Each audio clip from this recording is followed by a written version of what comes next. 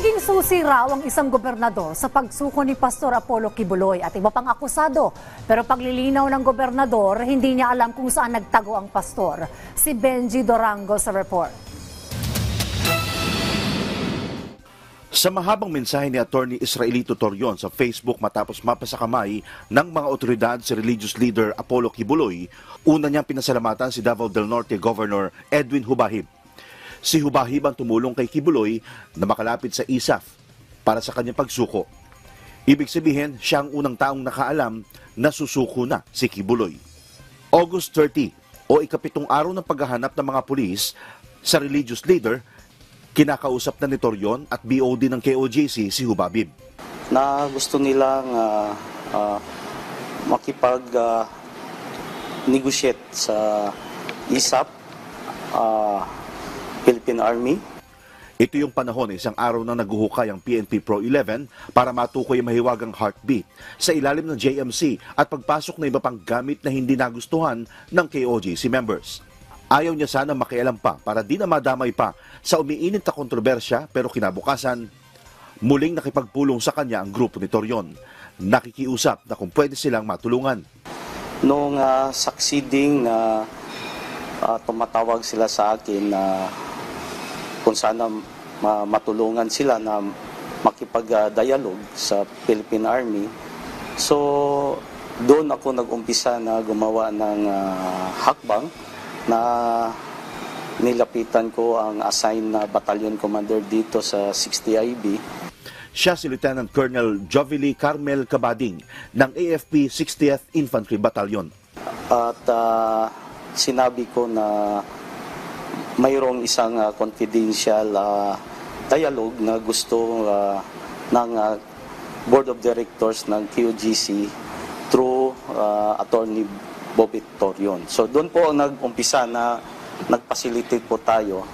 Buhat noon, halos araw-araw nang nakikipagpulong si Torion. Ang kanilang hiling, ligtas na pagsuko ng kanilang pastor. Gusto na siyang sumuko, pero ang tiwala niya ay doon sa Philippine Army, sa ISAF.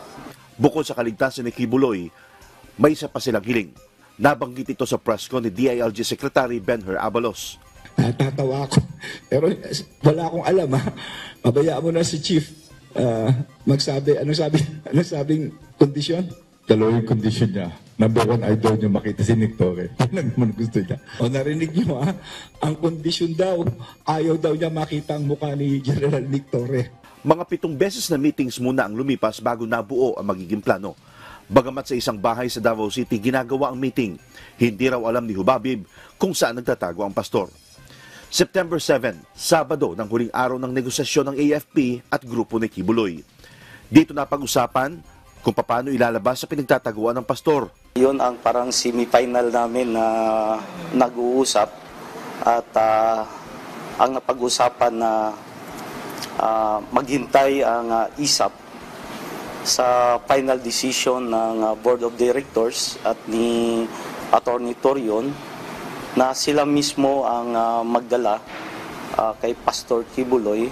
Nagbigay din ng 24 hours na ultimatum ang PNP kay Kibuloy para sa mapayapa nitong pagsuko. Linggo ng ikasa ang malaking pagkilos ng PNP sa loob at labas ng KOJC compound. Kung hindi lalabas ang pastor, ire-raid down ng pulis ang ACQ College of Ministries kung saan nakita ang kwarto ng religious leader at ayaw papasukin ng mga pulis.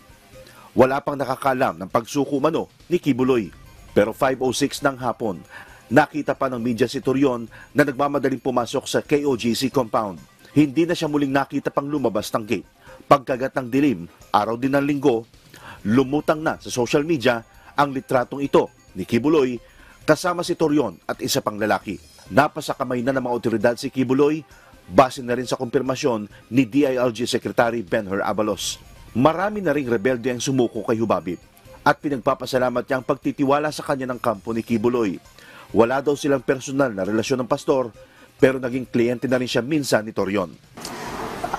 Siguro nakitaan lang tayo ng tiwala sa atin na kung paano tayo mag-handle ng negotiation na kumbaga honest to goodness tayo na makipag-usap hanggang sa mai-deliver natin yung pinag-usapan. Pagkatapos makuha si Kibuloy at iba pa niyang kasama, parang magkakaibigang nagpaalaman sa loob ng KOJC ang mga miyembro nito at pulis. Sila at si Yubabib masaya dahil ang kinatatakutang gulo ng linggo nauwi sa mapayapang pagdakip sa mga akusado na 16 na araw ng hinahanap ng batas. Mula dito sa Davao City, Benji Durango para sa Pambansang TV sa Bagong Pilipinas.